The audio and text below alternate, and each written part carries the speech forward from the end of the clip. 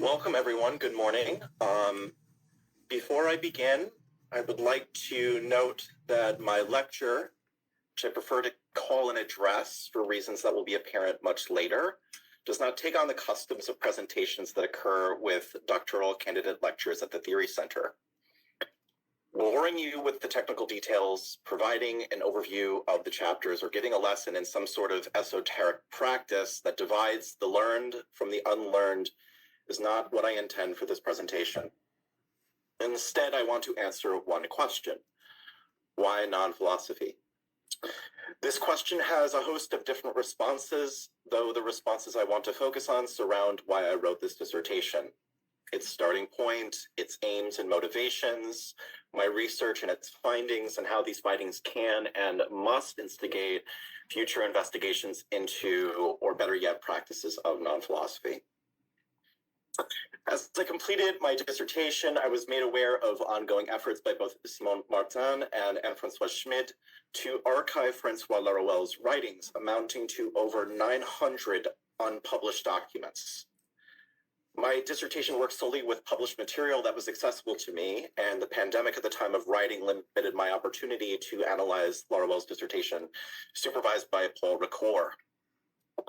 It is a hope of mine, and at least my expectation of the hope of others after today's presentation, that future investigations into non-philosophy will confirm my findings and inspire those with patience and time to introduce and practice non-philosophy in a more general way with the archived materials alongside the published works. Therefore, let us begin.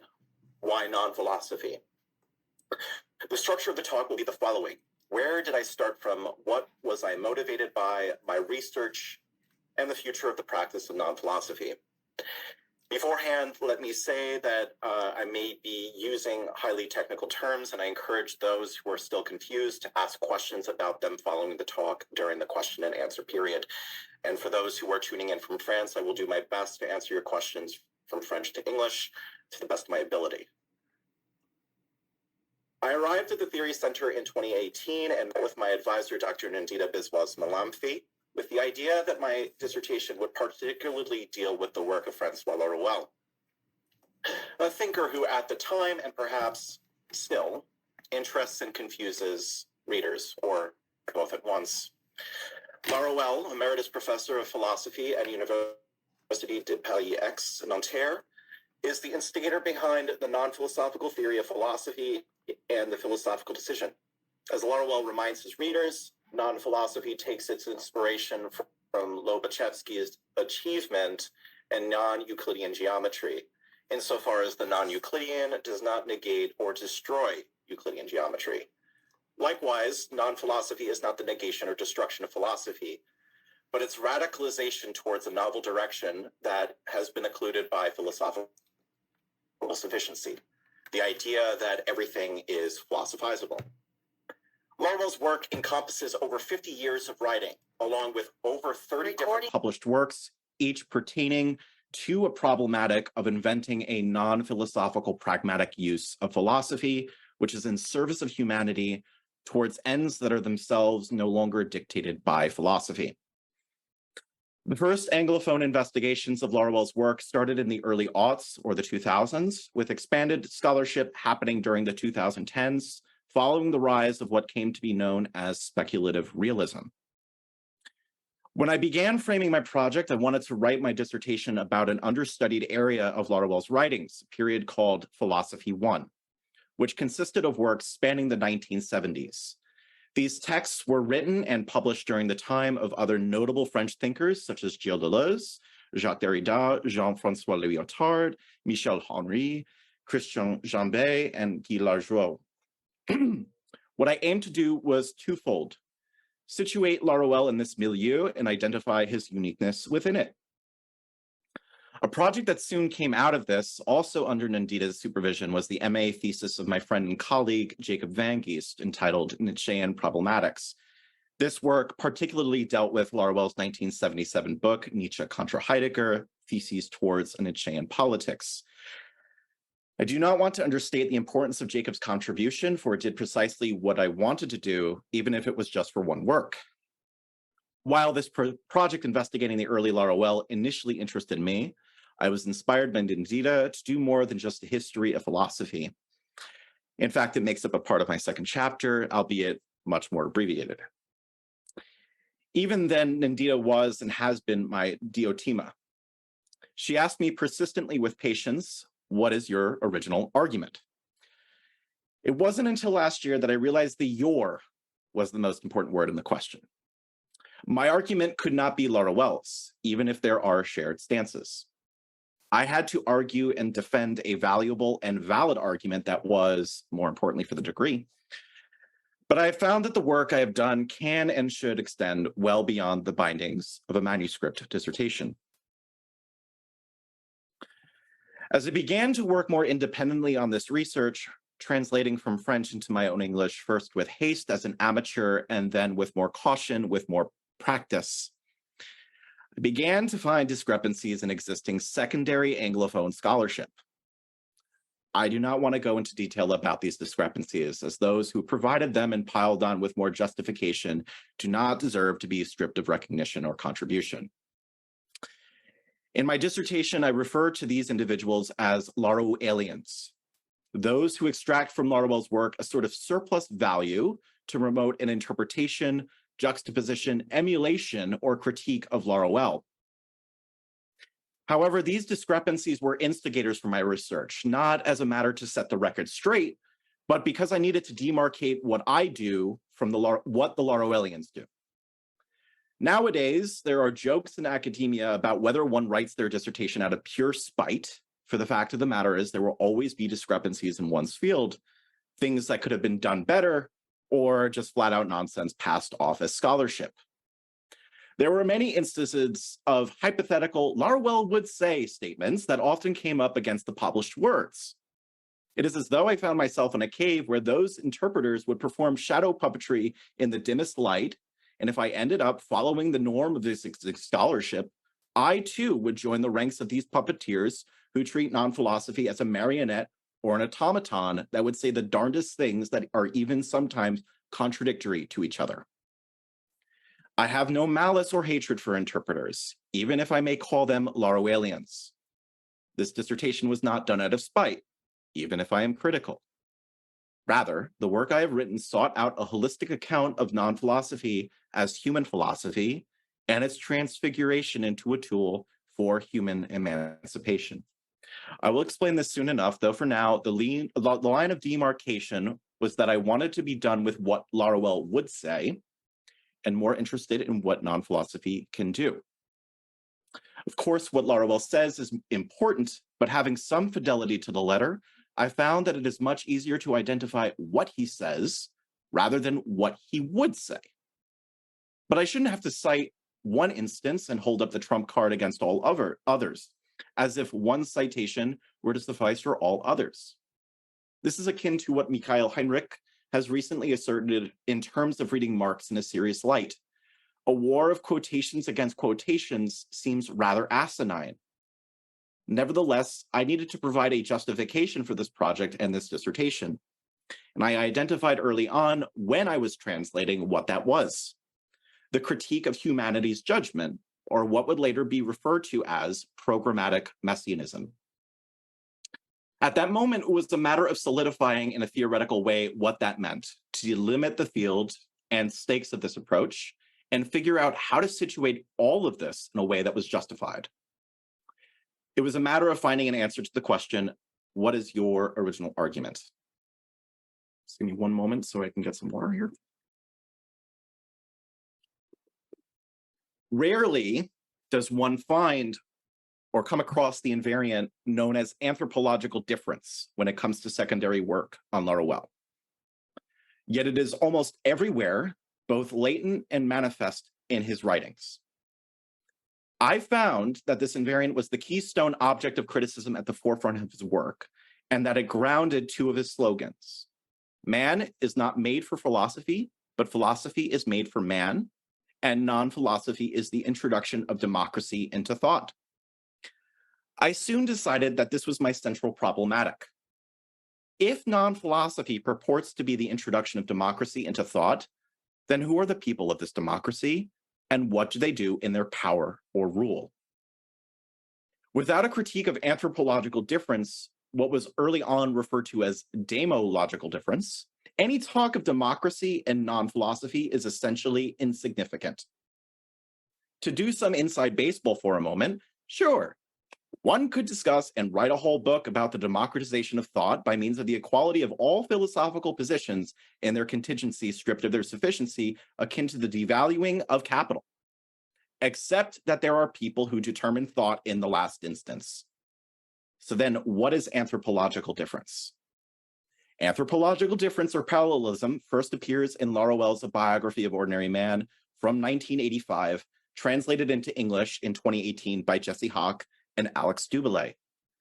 It is an invariant mixture that blends man in the sense of anthropos and the logos of different universals such as history, sexuality, power, language, and the world. Anthropological difference, therefore, is a blend that seeks the identity of the real with the whole, the minoritarian with the state. Rather than setting off from this blend, Laruelle approaches the problem differently by posing the radical indifference of man as a minority and his radical separation from the world or the whole. And instead of discussing any such man, be it the social man, the historical man, the man of the people, the political animal, or even the human animal, Laruelle's real object is ordinary man. It must be clear from the outset that ordinary man is not the common man or the everyday man. The ordinary man is the one who draws an inalienable essence from himself rather than from the universals mentioned above. Ordinary man is the one who institutes an order that ensues from him in an irreversible way, so that it is man who determines the world and not the world determining him in turn. This is a very age-old problem in philosophy. Does a unilateral relationship truly exist in such a way that it does not in turn become reciprocal or dialectical? In Laruelle, this becomes a principle, what he calls the minority principle.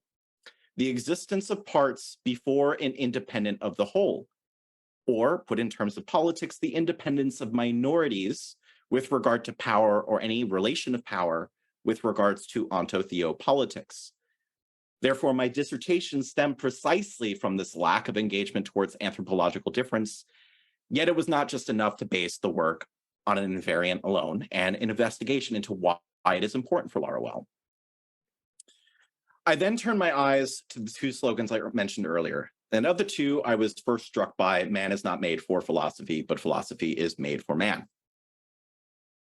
How could this be any different from any movements in philosophy? We already see, ever since Plato's cave, that philosophy is made for man, made so that the cave dweller can ascend and see the good and true for what it is. We already know since Kant that enlightenment was man's emergence from a self-inflicted immaturity. We already learn from Hegel that whenever the might of union vanishes from the life of people, philosophy is needed. Yes, philosophy is already made for man. But the other half of the equation, the more important half, I argue, man is not made for philosophy, is left unaccounted for in these movements. Humanity must become something in order to mediate with philosophy and emancipate themselves from whatever constraint they had. It is as though from the cradle to the grave, or if you will excuse the pun, from the cradleist to the grave, humanity, or rather the anthropos that one is considered to be a philosophizing species as that which looks up and upon at the things they look at. This consideration is the becoming and telos of humanity laid across a Procrustean bed known as philosophy. In particular, I analyzed three such movements in the history of philosophy from the 20th century, which I believe are to be very influential in terms of these kinds of relations to the slogan, from the work of Edmund Husserl, Max Horkheimer, and Louis Althusser. In each, I found that philosophy plays a role for people. Husserl, on the one hand, wanted philosophy as rigorous science to be the self-reflection of mankind, although humanity had to become philosophers and guide themselves towards infinite tasks. Horkheimer argued that critical theory was the emancipation of man from the slavery of abstract labor and capital, yet it was only through the critique that one is emancipated. Althusser demonstrated how philosophy represents the class struggle in theory, but one needed to become a militant in theory to liberate philosophy from its idealist vestiges. I argue that all these movements find common ground with Laruelle, except on his explicit point that man is outside of the question. That is, man is outside of the mediation of humanity and philosophy and determines this relation in the last instance alone. So then it was a matter of analyzing Laruelle specifically. If man is outside of this mediation between humanity and philosophy, what makes Laruelle so special and distinct from the humanists and philosophical anthropologists of yesteryear? The ones who were the subject of deconstructions and criticisms from thinkers from the post-structuralist tradition to today's post-humanist, post-colonial, and decolonial thinkers. Is the real man of non-philosophy the same as the real man or generic man of the humanists, who is outside of society, these private individuals or idiots in the classical sense? Is the non-philosophical man a noble savage? If ordinary man is a subject without predicates who is neither Greek nor Jew, nor their synthesis such as in Derrida's Greek-Jew or Jew-Greek, then how is this different from someone who absolves themselves of guilt or action? To Laruelle, ordinary man is the man without humanism, the man whose essence is non-philosophical, rather than strictly bound to this world, which is nothing but philosophical. And non-philosophy, because it ensues from man rather than the other way around, is to be deemed human philosophy. My second chapter deals with this problem of human philosophy and Laruelle's so-called non-humanism. It should come as no surprise that because anthropological difference is unspoken for, that non-humanism too is misunderstood. In fact, the two are unilaterally opposed. Instead of diving into the entirety of this chapter, I will briefly say that this chapter provides a holistic overview of all published writings that were accessible to me during my writing, from Philosophy 1 to Philosophy 5, from the book on Ravaison to Tetralogos, which is fortunately most of the books in both French and English, as well as La Décision Philosophique, a journal co-edited with Serge Valdenosi, with thanks to Benjamin Austin from Boston University for any issues I was missing, and Laruelle's self-published journals, Pourquoi pas la philosophie, or Why Not Philosophy, with thanks to the people at InGens for their assistance in tracking these down. I want to discuss very briefly what human philosophy and non-humanism entails. Human philosophy is a term that appears predominantly in Philosophy 2 writings, such as Biography of the Ordinary Man and Philosophy and Non-Philosophy, though I believe it is latent and informs the stance that Laruelle envisions with regards to non-humanism. Human philosophy is described as what philosophy is to become once it is determined in the last instance by the individuals who Laruelle calls people of the one. The 65th theorem in Biography describes human philosophy as constrained by the radical finitude of the subject who determines an absolute order known as the ordinary, the real order that renders possible all orders. The ordinary is in this sense an ordinality, in the sense of first, second, third, and even last, that is more powerful than the traditional principles of reason. Likewise, when identified as human philosophy, non-philosophy is the radical humanization of thought, the one that is to liberate the human, philosophy, and science from the subjectification of the dominant form of philosophy, Greco-worldly philosophy. It is important to note that the quote that appears on the univocal back matter of Philosophy and Non-Philosophy, that is, philosophy can only really become for all or popular by becoming non-philosophy, first appears in the text in connection to the radical humanization of thought, understood as the genuine and inalienable real content of what we may typically think of popular philosophy. This translation of the esoteric and the academic into the accessible, the approachable, and the practical. This is the realization of the slogans I mentioned earlier. Now I would like to say that non-humanism is inextricably bound to human philosophy. In 1995's Theory des Étrangers, Laruelle goes to great lengths in developing what he calls a science of people, first introduced in Biography. Laruelle argues that this is more scientific than the human sciences and more human than the philosophies that inform the human sciences, all of which fall under the invariant of anthropological difference. The very first chapter of that work, which pertains to developing a principle of the science of people in the form of a unified theory of the human sciences and philosophy, rightly posits that humanism and philosophical anthropology is incapable of developing a radical account of the essence of man without lapsing into a vicious circle that blends this essence with the essence of the world. If we recall that the ordinary man is precisely the one who draws an inalienable essence from themselves, then this essence proper to man is written by Laruelle in this work as man's essence of man. When introducing non-humanism, it is important to situate the term and its development in that chapter as a critique of anthropological difference, which is concerned with the philosophical representation of man, rather than a rigorous knowledge of man.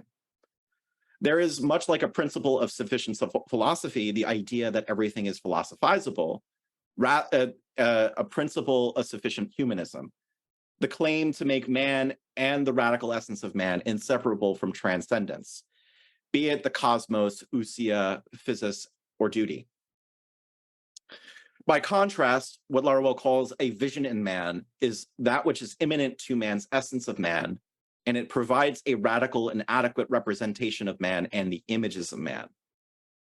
It allows the opportunity to transform this knowledge that we have into contingent relations or correspondences so as to invent new statements concerning this essence. Let it be said once and for all, non-humanism may have an opportunity to discuss that which is irreducible to the human, whether that is the animal, the machine, plants, the non-human in particular, or whatever else is introduced in The Last Humanity, a recent work that was translated by Anthony Paul Smith. But without a critique of anthropological difference, and further in this later work, ecological difference, non-humanism is nothing but a misunderstood pragmatics for the moment. While my second chapter discussed this latent movement underlying Laruelle's work in the form of human philosophy and non-humanism, I still wanted to go deeper and find the reasons why one must break from philosophical sufficiency. That is to say, why does Laruelle refer to philosophy as the capital form of thought? Why does he also refer to it as superior biotechnology? How are readers to understand capital form here? Should we understand it in the same way that Marx describes the origin of capital as that which emerges into the world with blood and dirt from every pore and from head to toe? If so, then what does philosophical sufficiency entail in terms of life, technology, and power, to connect it to biotechnology? How does one come to terms with the fact that perhaps man is made for philosophy? I believe, as it stands, no secondary work has offered answers for readers. Even more so, it is implicit with Laruelle why this is the case. It is assumed as given as a task to be done. Breaking with philosophical sufficiency in some ways may be akin to unlearning all that we have understood of ourselves and the philosophical definitions that inform our understandings. If this is assumed to be a task without an underlying reason, then the so-called critique of the judgment of humanity would lack its programmatic nature. I decisively use programmatic here because critique is organized around certain principles and methods that allows one to see or think philosophy otherwise. The key question for my third chapter was, why must one break from philosophical sufficiency? And I believe to have found the answer in one of Laruelle's texts that has also been passed over in silence. While the chapter itself provides exegeses from other thinkers dealing with a similar problematic, such as Heidegger's The Question Concerning Technology, Michel Henry's notion of barbarism, Foucault's Introduction to Biopower, and Deleuze's Postscript on the Societies of Control, I sought to situate Laruelle's 1980 essay, Homo Ex Machina, in this long line of prophetic thinkers concerning the future. I do not want to recapitulate the ideas of what the previously mentioned thinkers' stances are on each, but rather the uniqueness of Laruelle's own. It would appear that Laruelle's essay provides something of a synthesis of each stance, but I believe that he offers the chance to think the relationships between life, power, technology, and philosophy in a different light. In fact, well before we are introduced to what I just discussed earlier, demological difference or anthropological difference, we are introduced to the object of criticism in this essay, an invariant called biopolitical parallelism. While biopolitics, according to Foucault, can be conceived as the rule of power over life and the administration over populations of the living, biopolitical parallelism is the correlation and inseparability of power and life. This parallelism is the major invariant that I find underscores more than demological difference and anthropological difference why one must break from philosophical sufficiency. It offers the chance to write the biography of the ordinary man in such a way that the life of this radical individual, who is the real itself in flesh and blood, can no longer be determined by the correlation and inseparability of life and power. Laruelle's 1980 essay also introduces us to the figure known as the homo ex machina, the man who is a part or cog of this state machine and inseparable from it.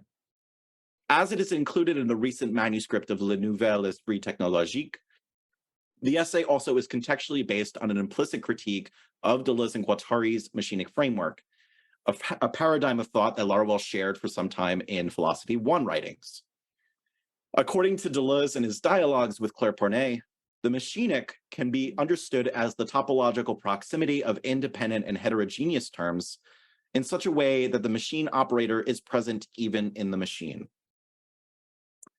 Laruelle's criticism from this moment henceforth is that man is outside of the machine, independent and before the machine relation. The more biopolitical parallelism is enacted, the more that this generation of man into a cog or wheel of his own subjection is carried out, and the more there is a racism that selects and eliminates the inferior elements of this tool in the form of man within the machine to make the machine run ad infinitum.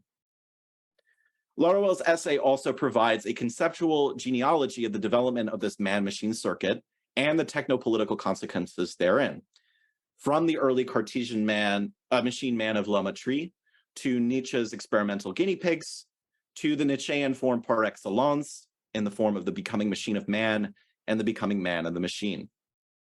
I have a forthcoming translation of this essay in the next issue of Techniques, which deals with the themes of cannibalization, and I'm excited to have this work translated in the hopes to recognize the implicit stakes of non-philosophy and its ties to breaking from philosophical sufficiency. Let me pause for a moment.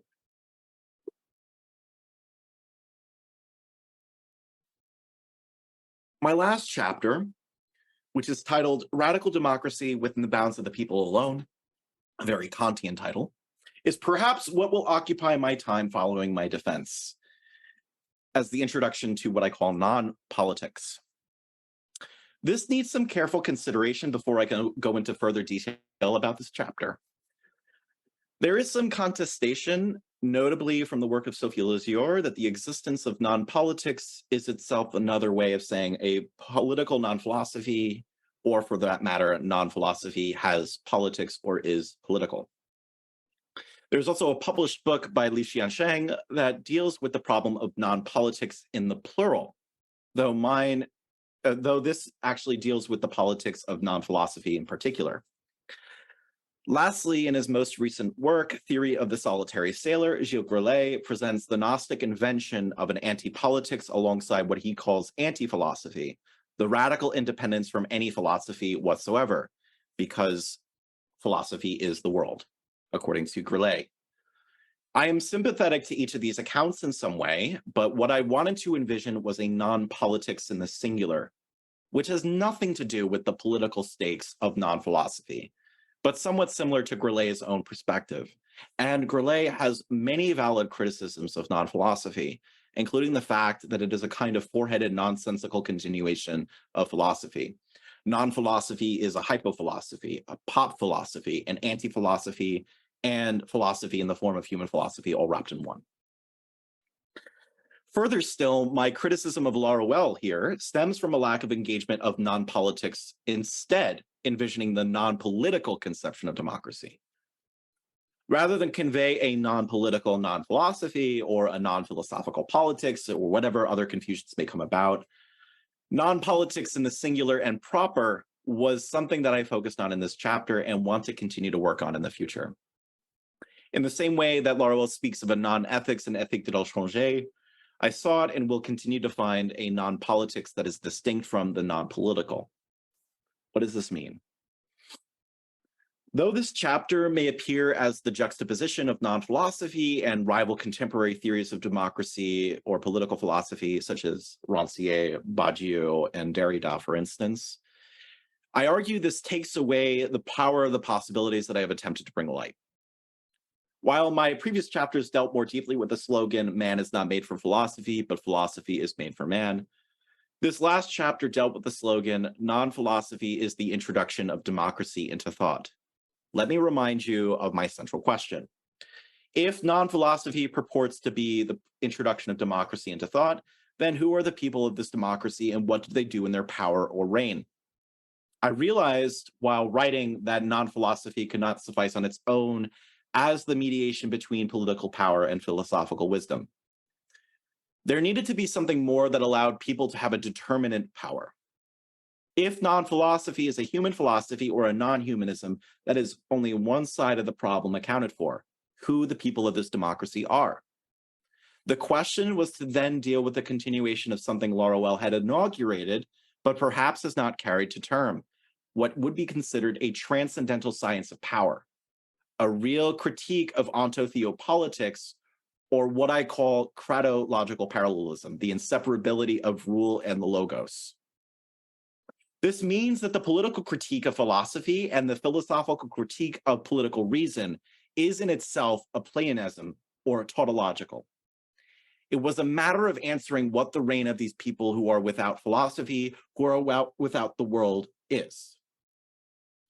I wanted to reintroduce Laruelle's emphasis on the people of the one from biography, seeking to bridge this in connection to democracy and politics more broadly. It also meant conceptualizing and inventing new ways of thinking this relationship between politics, philosophy, and people. Therefore, I introduced in this final chapter the following terms, which I will go into more detail about. Non-politics as first politics, the endemic paradigm, futural democracy, sovereignty, and the generic will. In some ways, what I have done was to continue the non-Rousseauian mutation of Laruelle's approach that was introduced in Philosophy 2 and Philosophy 3 writings, even up to the later writings as well, and to reintegrate the Nietzschean period of political and machinic materialism in these approaches. The four figures I discuss, and to use a non-philosophical term, clone, into their respective approaches were Rancière, Badiou, Derrida, and of course, Laruelle. By no means is this chapter exhaustive of an investigation into non-politics. As I mentioned, it is something I would like to continue working on and develop. It is from Rancière's genealogy of politics, from archaeopolitics to parapolitics and what he calls metapolitics, that I sketched the notion of non-politics.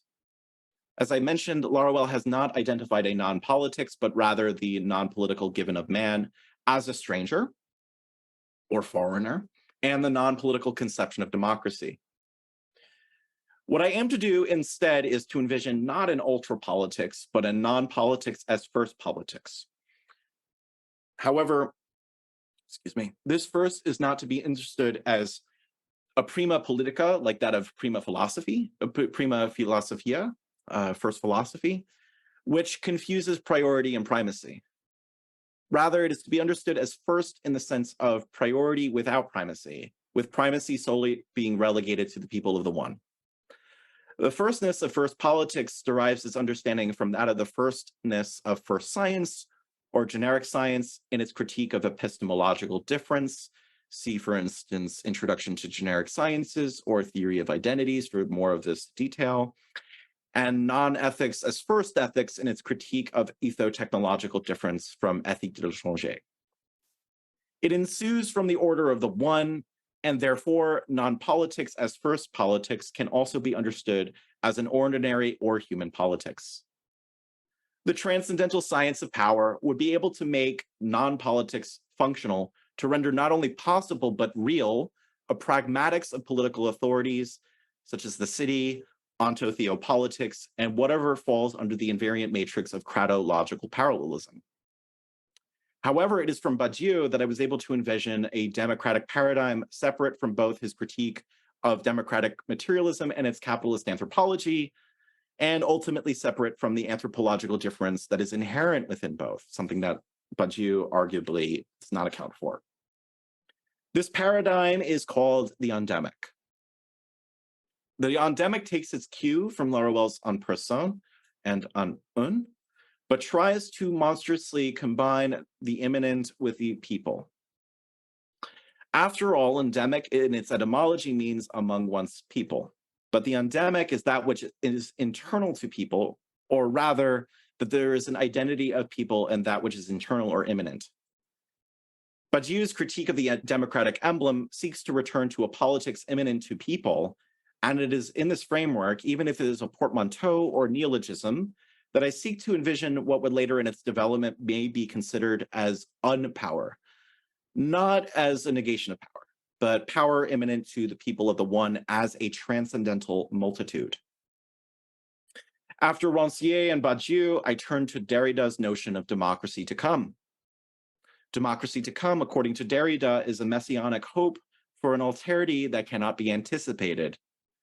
It was to this Judaic messianic vision that I posed the non-Judaic or heretical messianic, which is not to come, but futural. Futurality in the futural is introduced by Laruelle in his later writings as a specific causality of the one that cannot be discerned from the continuous flow of space-time present in physics and philosophy, and it is a rupture from the continuity of time as a whole. Futural democracy, rather than democracy to come, would be determined through and within the people of the one, rather than through interminable deconstruction. The instance or authority that grounds this radical determination is not the sovereignty of people, but in another turn of phrase, a sovereignty, the underdetermination and unilateralized form of sovereignty that is realized within the endemic paradigm. This is no longer determinable by the principle of sufficient history and what may be termed in a very monstrous way, ontotheoanthropoteleology. Lastly, I provided something of a mutation of Laruelle's own work in terms of the unilateralization and determination of the last instance of the world by the one, dualizing both the Nietzschean Laruelle of Philosophy 1 and the non-Rousseauian Laruelle. Whereas the Nietzschean Laruelle, with the political and machinic materialisms present in this period, analyze the political and libidinal tendencies that imminently inform dominant forms of power, leading them to their downfall, their twilight, such as statistical and gregarious formations that include Rousseau's general will. The non-Rousseauian Laruelle is concerned with a people without world, a people that is radically good, which would be somewhat outside of politics. Rather than focusing on the beyond of the power principle found in the indifferent masses of the one, it is the power principle, ontotheopolitics, and the monumental history that binds all human struggles together, to refer to Nietzsche here, that is beyond the power of the people of the one. And rather than a substitution of the general will with what we call force de pensée, or what I translate as thought power, it is a matter of inventing a non-Nietzschean generalization of the will to power, what I call, combining Rousseau, Nietzsche, and Laruelle, the generic will. Even if this chapter is filled with portmanteaus, neologisms, the reader must follow the earliest chapters up to here by assimilating the general development which is found at the very start. The democratic project of non-philosophy is when people determine the world without reciprocity. And that is the meaning of the authority of the last instance, an authority not of this world. It is a way of realizing the real phenomenal meaning of the statement, it is right to rebel against philosophers. Before concluding, I want to remark on the title of this dissertation. I have titled it The Cave in the Stars. It takes its cue from Sean O'Casey's play, The Plow in the Stars. As I was close to finishing this work, I had the opportunity to read more of the play and to see some of the reasons why Laruelle holds this work so fondly, as Anne-Françoise Schmid notes in a 2017 interview. O'Casey's play is a work of satire, which concerns the shortcomings of the Irish Republican leadership and intelligentsia following the 1916 Easter Rising. The Plough and the Stars juxtaposes the ideals of these leaders with the ones who live in squalor and tenements in Dublin. It is this difference that one may find in Laruel's biography of the ordinary man, who is both a minoritarian and an authority. Laruel is critical of the idea that someone must become or be mediated through philosophy to reach this idea, to be or to become what they are. My dissertation attempts to demonstrate that continued revere that Laruel casts towards individuals, despite going against mainstream concerns of his contemporaries, and even today amongst our contemporary scholars who want to do nothing about disarming the grip that philosophy has upon ourselves. This is why I consider my talk less a lecture and more an address. I would rather speak to the principles than speak of them. I would rather speak to the ones who can change the world and therefore change philosophy than to speak of people in the abstract. I would rather discuss how democracy is real with the ones who determine it than to assume the equality of all things with the appearance of a profound thought without action. Just something nice to think about, I guess. Perhaps this is the radical chance that the wager of non-philosophy and its non-humanist vision generates interest for those who read Laruel. Perhaps this is the answer to the question, why non-philosophy? My original argument is summed up in the completion of this dissertation. The people are not missing as Deleuze and Klee would have it. They are right where we are. That is, democracy is rendered not only possible but real when it is recognized as an order in the instance where people determine it. Thus, if non-philosophy is the introduction of democracy into thought, it is perhaps time to reintroduce ourselves to that democratic experiment that forces us to be free. The Cave in the Stars, therefore, lives up to that radical demand of tearing the science of the real from the philosopher, from the academic, and giving it to the ones who do not ask for it, ordinary people. Thank you.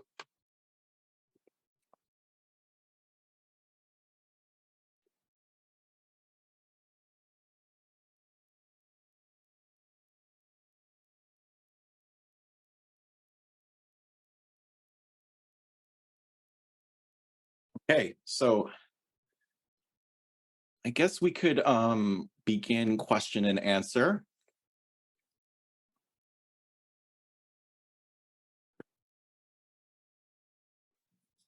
Jérémy, est-ce que je peux te poser 3 questions? Sure, yes. Sure. First of all, how do you discover non-philosophical thinking? How did I discover it? Yes, how you personally? Mm-hmm. And second question is, why do you don't left from non-philosophy? What was the second question? I'm sorry. Why do you don't left from non-philosophy? Why did I not leave from non-philosophy? Leave, yeah, sorry, very bad English. That's okay. Thank you, Étienne. I appreciate it nonetheless. And Why did I not try to speak English for others? Yes, of course. Why did I not leave?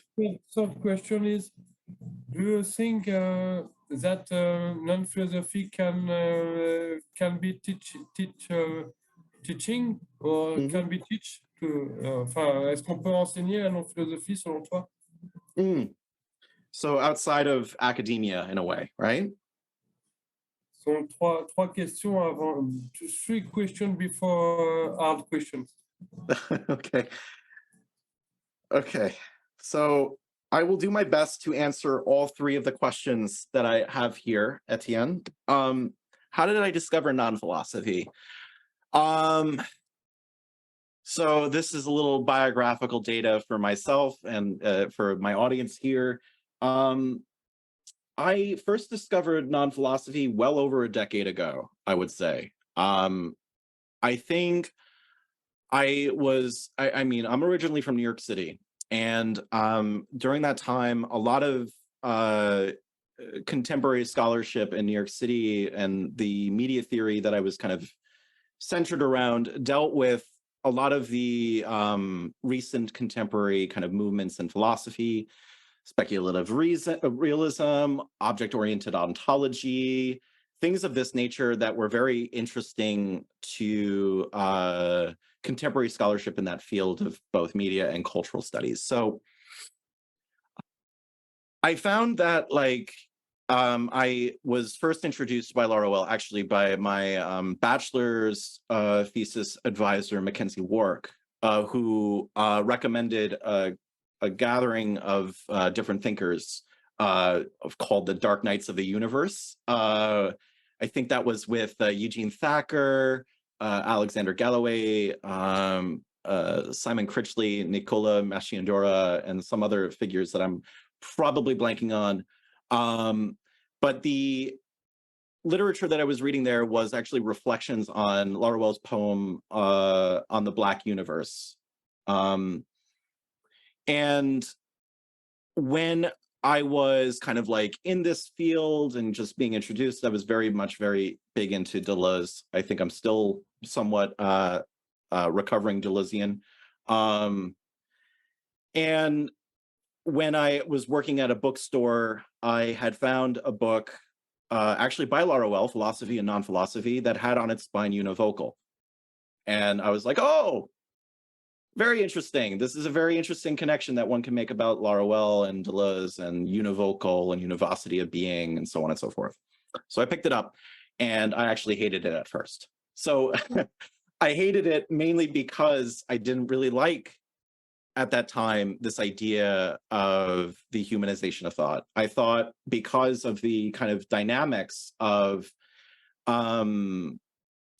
the kind of current that I was in with contemporary scholarship and speculative realism and object-oriented ontology, the critique of anthropocentrism is kind of lingering in the background.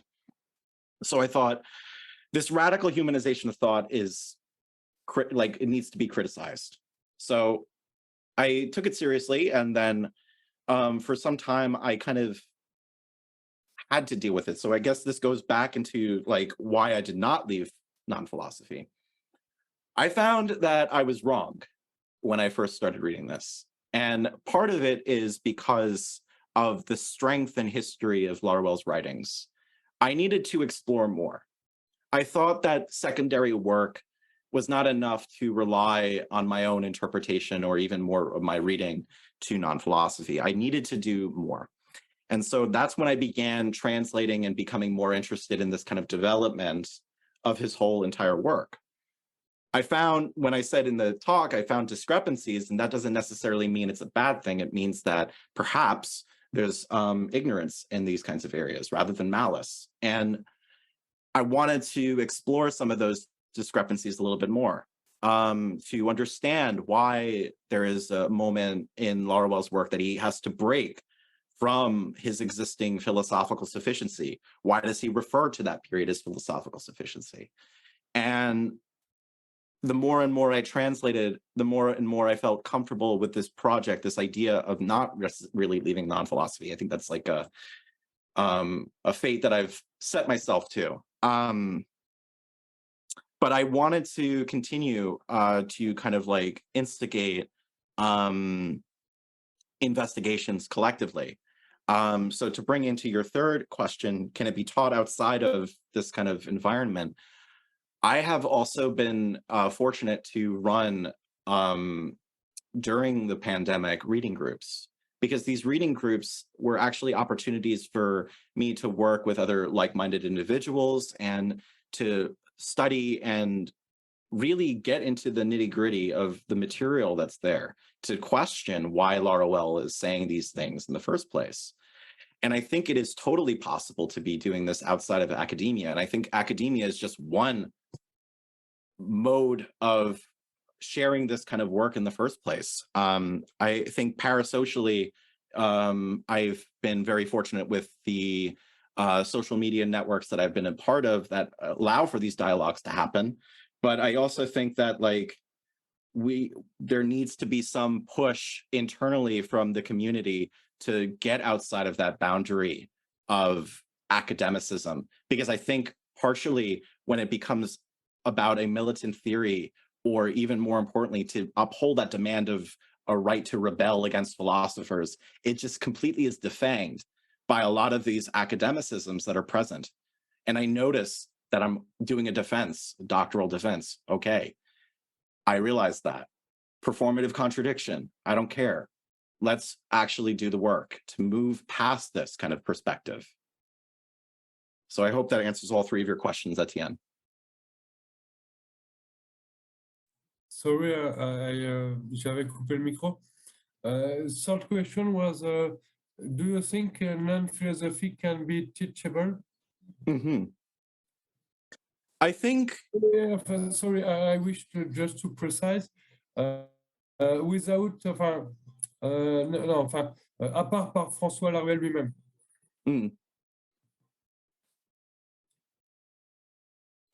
Is Francois Laruelle present?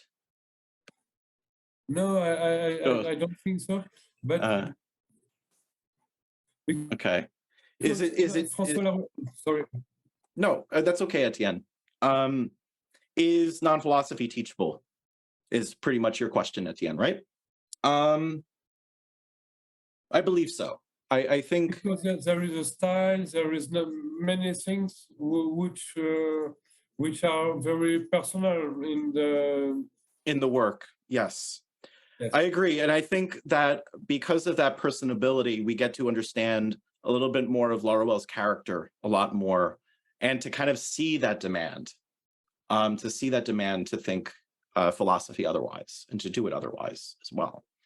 But I also think that like non-philosophy does not end or even continue with Laruelle. It continues with us. So it's an opportunity, I think, that well extends beyond just having the name Laruelle as like a nom du père, as it were. Ok, super, merci. Merci. Ça répond bien à mes questions. Merci beaucoup, Jérémy. Thank you, Étienne. Jacob.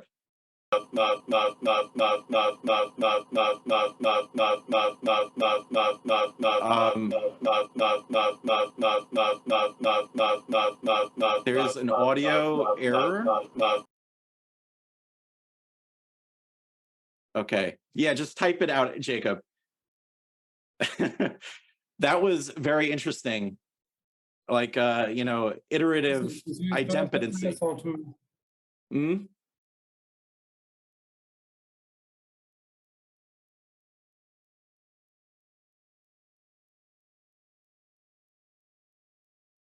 Okay, so I'll read out the talk to everyone. My question regards the materials of the endemic. Is there any more elaboration on that, Jacob, or is it just, okay.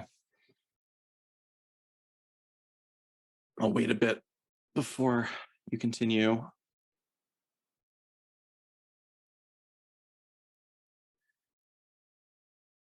Hi, baby Johan.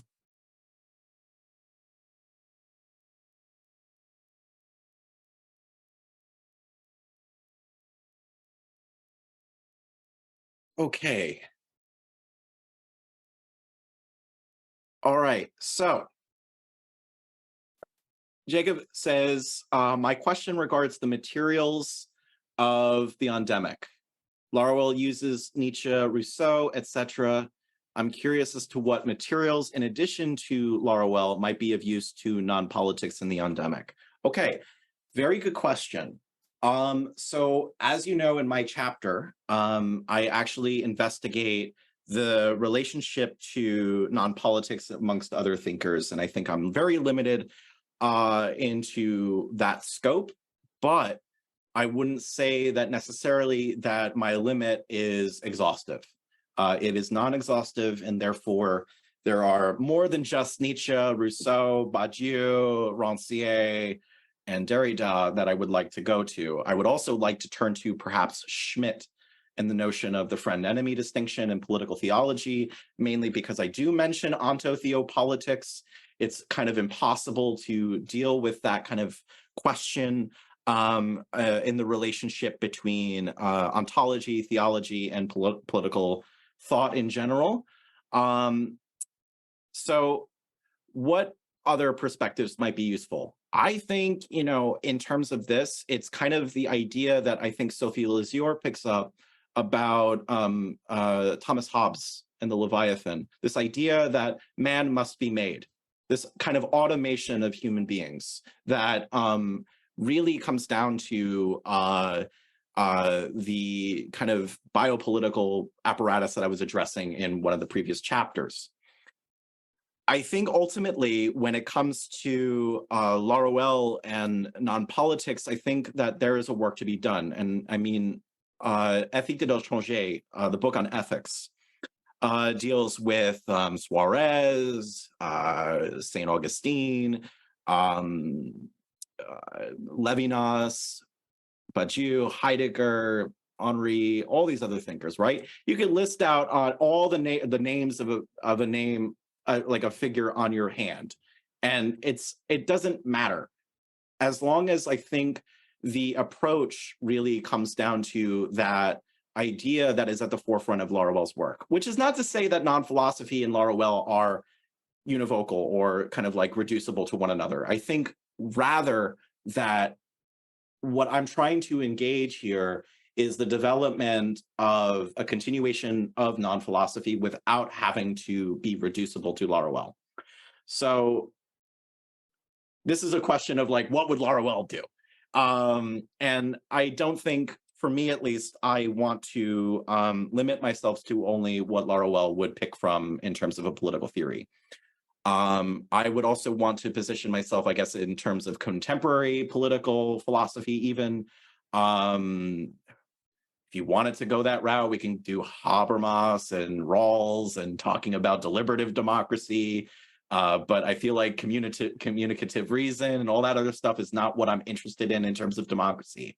What I'm interested in is mostly like the role that people play in determining thought, right? And this is what I mean by the endemic. The endemic is a literal portmanteau of in people. The idea of like a vision in people or vision in man. I wanted to pluralize the idea of man beyond the sense of like man in the sense of species, right? The homo. But the idea that I wanted to convey was specifically the multiplicity of people. And that leads all of this into a different perspective that I think allows for generative possibilities outside of just the Eurocentric tradition. It actually allows for more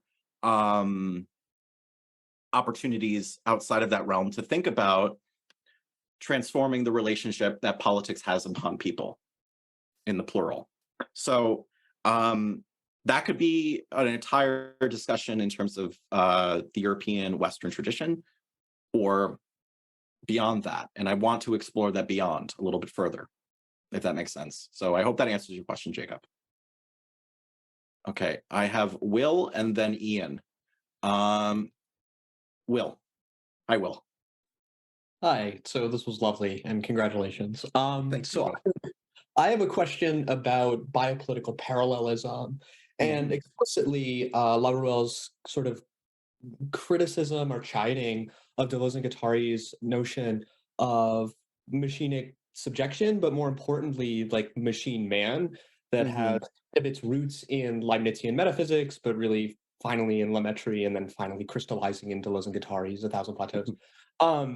So Foucault, famously, although not famously enough, criticizes Deleuze and Guattari in The Birth of Biopolitics when he articulates the neoliberal theory of Homo economicus, when he notes that on the one side, you have sort of labor that comprises a capital, which can be understood in liberal economic circles or liberal economic discourse as like a series of skills, capacities, and abilities.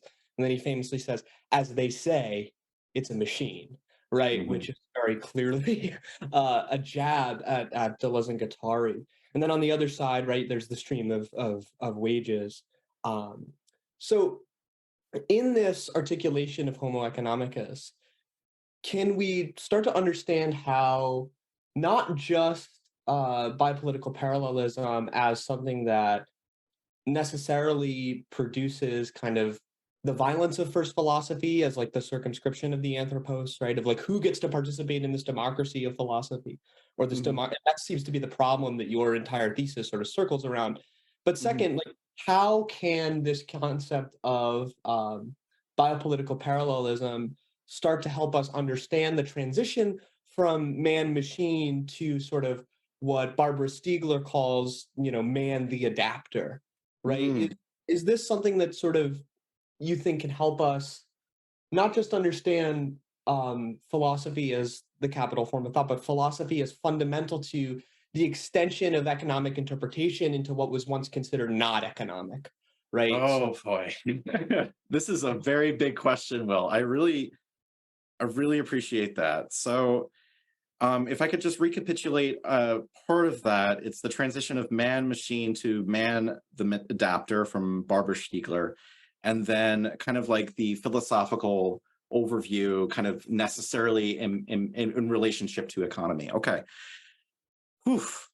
All right, this is a very big question, and something that I think really is beyond the scope of the dissertation as it stands right now, but it's something that I would really like to enjoy, like actually engage myself in now, because there is work, as you know, of Jacques Fradin, who is a figure who shares sort of the tendencies between the critique of economics and communism as a non-economism, or a non-economics, or a non-economy rather. And Fradin's work actually is very invested in sort of the overarching kind of connections that one can make here in this situation.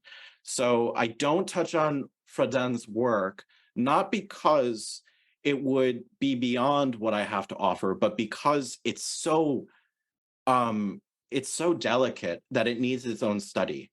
Like, I think that Fradin's work, from what has been translated and what is offered to the public, really allows for readers to think about some of the consequences of this kind of connection between economics and biopolitical parallelism that you've raised here. And I unfortunately do not go into detail in that with the dissertation. All I do is understand, like, I lay out the stakes of, for instance, why does Laruelle concern himself with identifying philosophy as the capital form of thought? And on the other hand, why does he identify it as superior biotechnology, right? The superior being itself related to Deleuze in the sense of like a higher level of thought, right? So the superior Platonism of Nietzsche, for instance, this is what he's trying to envision. So the superior is actually a critique of Deleuze in that sense. And where am I going with this? Nevertheless, I think this is something that I would love to explore, especially with this question. So please do write it down and send it to me later so that we can more engage in this more later on. Thank you, Will.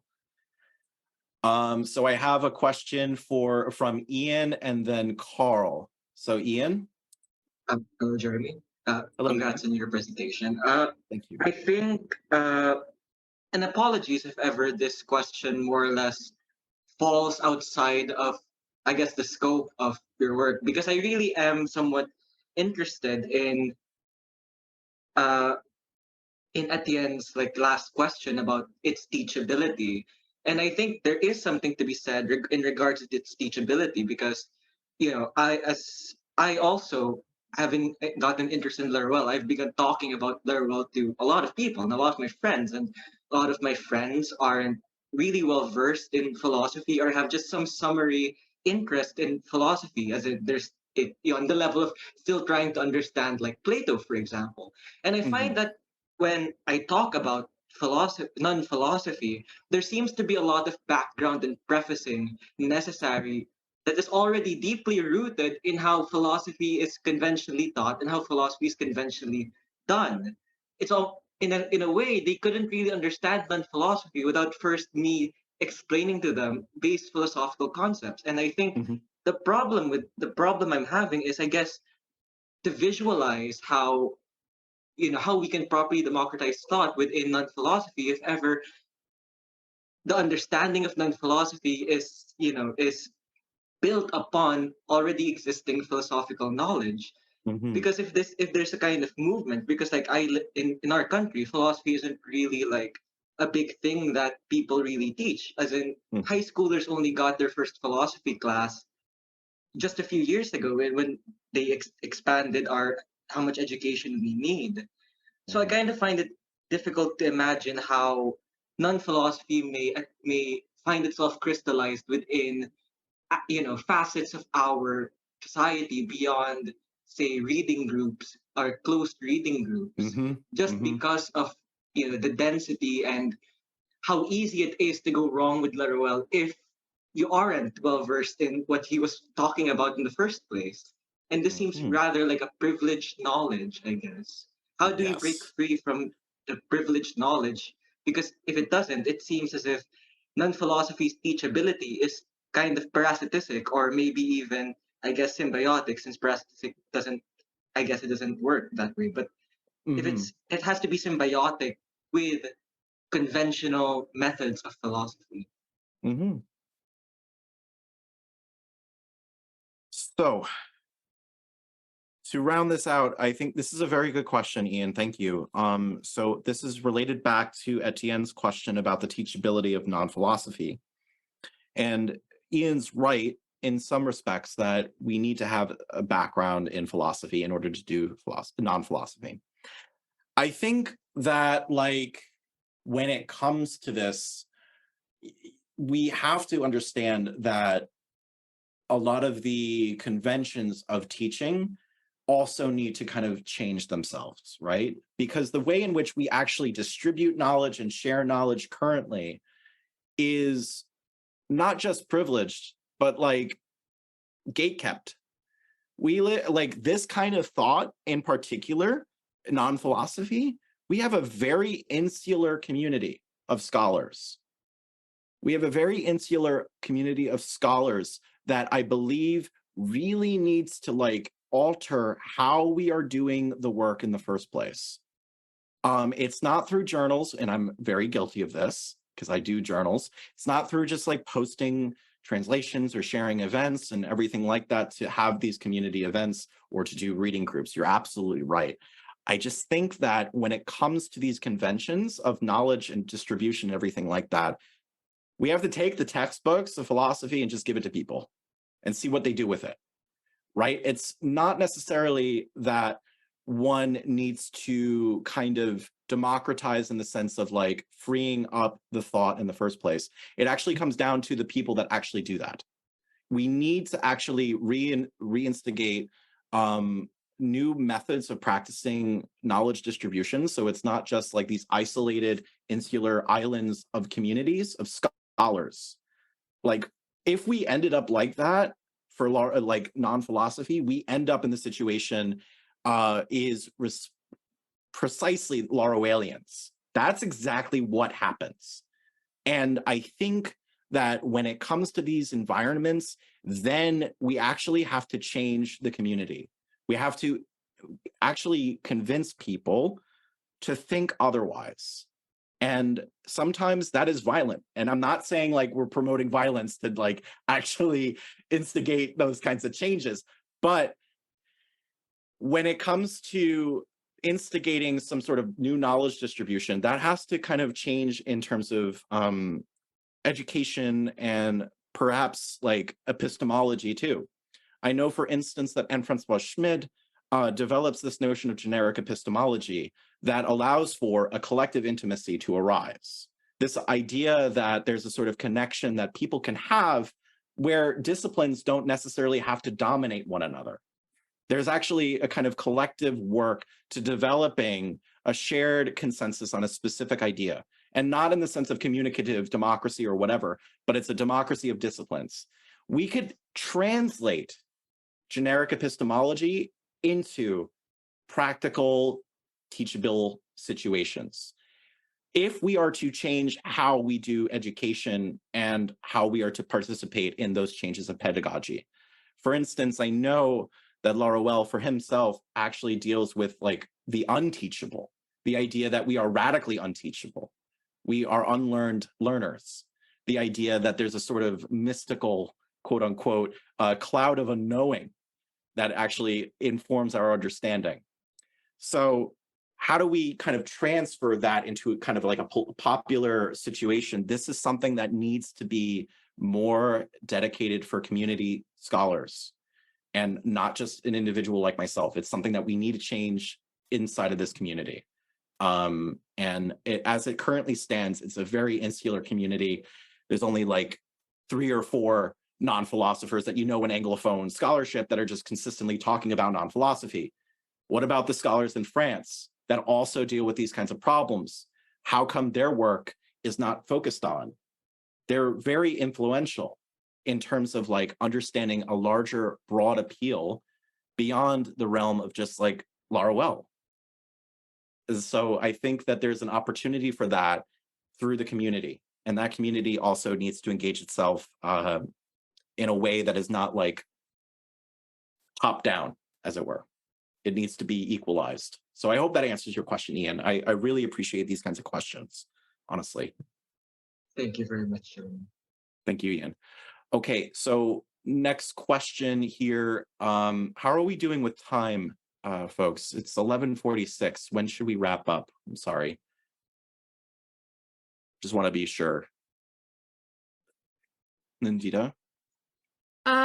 Well, I would say, Jeremy, that probably soon enough. So maybe you can take one more question and then we can wrap up. That's Sounds only, good. you need a little bit of time before your examination. Yes, I do. You probably do. Okay. I do. Thank you. Okay, so I'm going to take Carl's question. So his question is, thank you, Jeremy, for your great presentation. Here's my question. Do you see a shift of paradigm, or rather a continuity, between Laruelle's non-philosophy and his philosophy non-standard or non-standard philosophy? Okay, this is a great question. I have actually approached this in terms of my dissertation itself to try to answer this question. So yes and no. The yes comes from specifically the idea that there is an underlying non-humanist vision in both of these kinds of continuities of thought.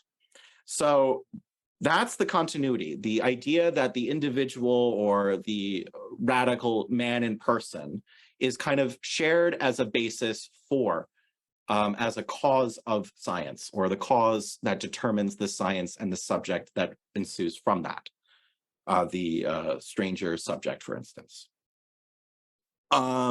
So that's the continuity. The difference actually is not just in name alone. It's actually in the materials and the framework that Laruelle draws from as occasional support. So non-standard philosophy takes its cue from quantum physics in terms of going beyond the standard model of physics.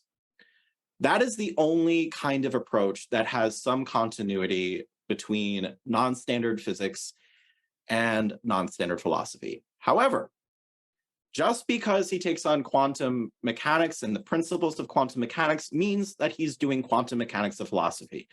I think that is ridiculous and silly, because then it ends up being nothing different than, everything is an assemblage kind of theory. This idea that everything is a machine, everything is connected, blah, blah, blah, blah, blah. The very vulgar, joyous delusions of our current life. When it comes to non-standard philosophy, he genericizes quantum mechanics using certain principles from it, such as superposition.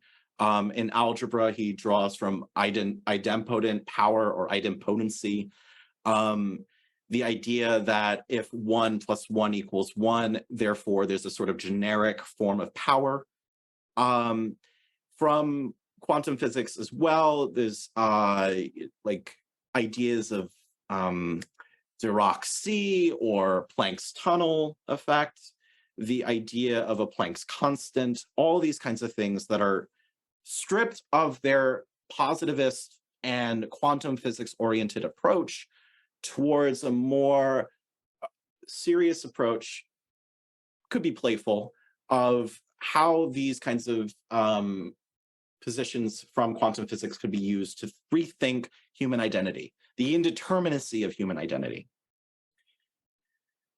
Non-standard philosophy is comprising mostly philosophy 5 writings, so from Introduction to Generic Sciences up to Tetralogos, but he kind of, Laruelle hints at it very early on in A Biography of Ordinary Man, where he kind of says about that these kinds of ways of thinking the individual before and independent of the state or power or the world, etc., is actually similar to what quantum physicists are engaged in. And there's just a slight reference there. And it kind of is in the background. And actually, it develops kind of like in the background, I would argue, up until a little bit more into the book on mysticism from 2007, Mystique non philosophique à l'usage de contemporain. Excuse my poor French there. But this is non-philosophical mysticism for contemporary use. Where he's talking about a micro-messiah or a micro-messianism in the sense of, and a critique of micropolitics in Foucault and Deleuze. So to answer this kind of like approach, to say that there's only a continuity in terms of this radical individuality that precedes and is before the state operation, for instance, and that is seen throughout. And I think the continuity is found summarily in non-humanism. So that's what I would argue is more important in this instance. So I hope that answers your question, Carl. Yes, thank you so much, Jeremy. Thank you, Carl. Okay. I think we could answer at least one more, if that's okay. Yes. Okay. If I- Parya. if you please. Oh, sorry. Oh, Parya has a question at the end. I'm sorry. Yes. Yes. Ah. Thank you so much for the great presentation.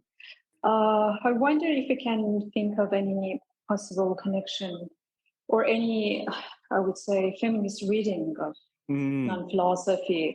I can think of like Nina Power, who has coined the term one-dimensional woman as a response to Marx's one-dimensional man. Mm-hmm. Can we think of ordinary man as ordinary woman? Can we think of any feminist reading of non-philosophy and this concept of ordinary man? I absolutely love this question because I get to talk more about Anne-Francoise Schmidt's work. But Ordinary Woman is actually a very good point here. I think that when we talk about man or l'homme in French, it's in relationship to man as a species, homo, and less so about what we sexualize as the human being in terms of man, a privileged position of man.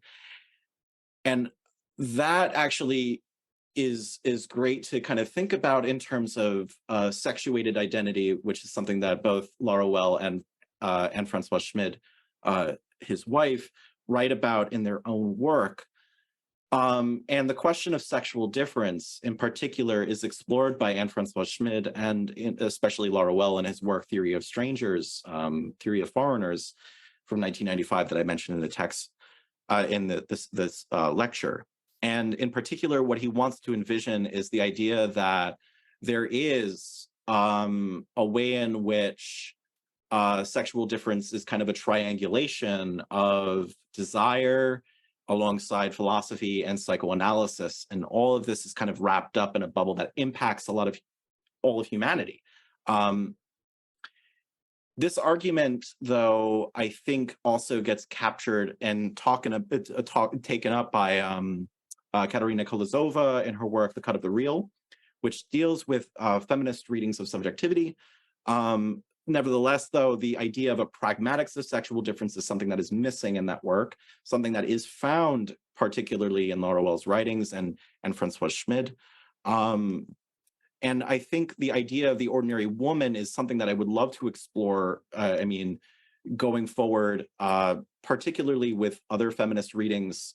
I know for a fact that in a talk at Ceresy, I believe, I forget the name of the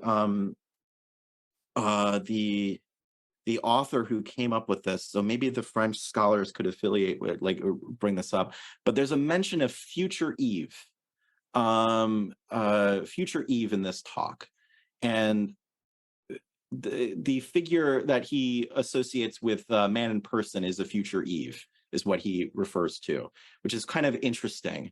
And if I recall correctly, future Eve is kind of this figure who is filled with machines and whatnot, but is also kind of not determined by it, actually. So in a way, like, one of the kind of conventions and critiques that we can come up with in terms of feminism and non-philosophy is to think about how sexuality and sex also kind of tend to determine these kinds of dynamics in a way, right? So, like, not only just sexual difference, but, like, let's say a sexological difference, if I were to make a portmanteau or generation of that idea, this idea that there's a logos of sexuality that kind of determines humanity. So I would recommend reading a little bit more with Katerina Kolozova in particular, and Francois Schmid on these kinds of questions of feminism and non-philosophy. But thank you for your question, Paria. I hope that answers your question.